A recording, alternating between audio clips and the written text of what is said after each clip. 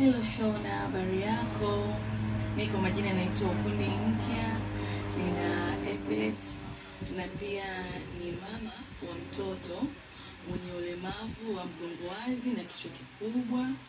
Ninakushukuru sana kwa ajili ya hizi dawa. Mungu akubariki sana, akuzidishie, na ni maombi yangu kwako uzidi kutusaidia, yani tupate dawa zingine angalau kwa iwe miezi mingi, kama miezi 2 au 3.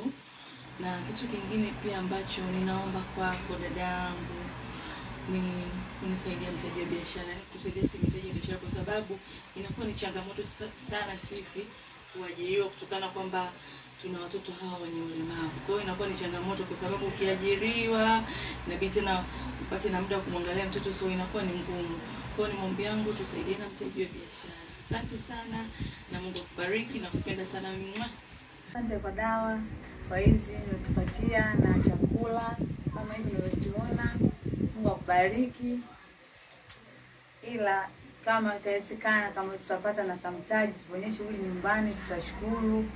Mungu akubariki sana. Asante kwa dawa. Habari za asubuhi, Madam Shona. Nimefika kwenye ofisi ya Madam Fide. Kwa kweli ninamshukuru kwa zawadi ambazo nimepewa siku ya leo, sikutegemea. Nimepata zawadi ya dawa za mwezi mzima za mtoto. Kwa kweli zinauzwa gharama sana. Tumepata chakula cha mtoto. Tumepata mchele huu hapa na maharage. Kwa kweli na maharage. Kwa hiyo tunashukuru.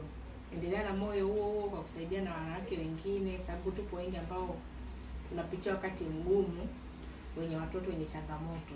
Mara nyingi huwa wanasaulika katika jamii, lakini wapo watu kama nyinyi ambao mnajaribu kutugusa kwa kila namna na tunapata hatua nyingine. Kwa hiyo Mungu awabariki sana, mlipotoa Mungu awazidishie.